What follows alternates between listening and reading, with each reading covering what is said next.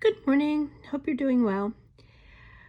There wasn't a lot of videos yesterday, and there wasn't because I got the impression you were working a lot on wood shop, so I didn't want to overwhelm your energy.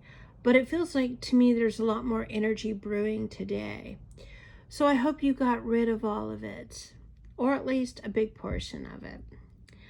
All right, so I got out the water bowl. The water bowl wanted to come out.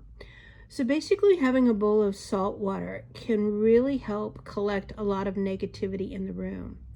You can throw things in the energy, or you can just allow it to catch negative thoughts and feelings itself. I like having bowls of salt water out whenever I'm going through an awful lot of deep healing. So that would be good for you. And then it cracked me up, one of the whales wanted to come in and play. So we said yes. So today, this is day 3, and you probably feel like a lot of energy has already moved, and that's wonderful. But today should be a little bit of a focus on what you want to create. One of the mistakes that we make when we let go of a lot of negative energy is we don't create something we want to replace it with, so we flounder a bit. Now, finding what you want is a little bit of a dance, because a lot of times what we think we want is something that we wanted when we were 8 years old.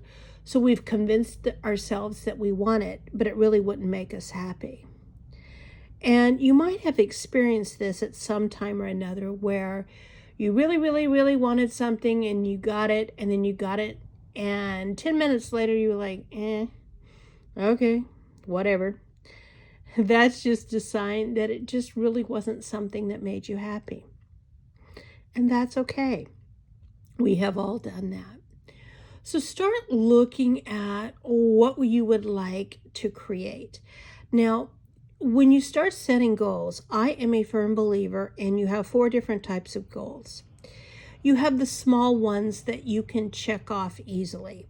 And this could be something like, you brush your teeth both in the morning and in the evening for a week. Okay. And I know that sounds simple, but that's something you can do. The second one is medium-sized goals. And medium goals may have different pieces to them, but they're medium, they're doable, you know you need to get done, and they benefit you. The larger ones can have multiple pieces, and that's type number 3. And the larger ones are ones that you can see in the big picture, that you know if you accomplish them, your life will change for the better. And this can be a variety of things, and I'd recommend you start doing those across the various aspects of your life, whatever that looks like. The fourth kind is the ones that can get people in trouble, but they're very important. And these are the ones that are just beyond possible. So basically, it's just pushing your limit a little bit over the edge. So what that can look like is, like, let's say you've made $50,000 last year. Well, you make 55 or 60,000 this year. You have 200 subscribers to your website. You increase that to at least 400 by the end of the year. You know, things like that. So it's basically things that you have the component, but you're pushing it a little bit extra, a little bit more. Now, these are not usually things like I win 112 million in the lottery.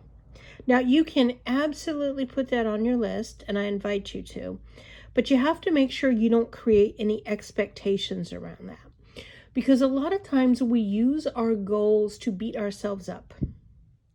We create all these big lofty goals, and then they just sit there because they look overwhelming and impossible.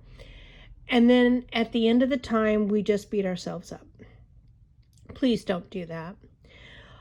And in the next video, I will talk about setting these goals and something that worked for me.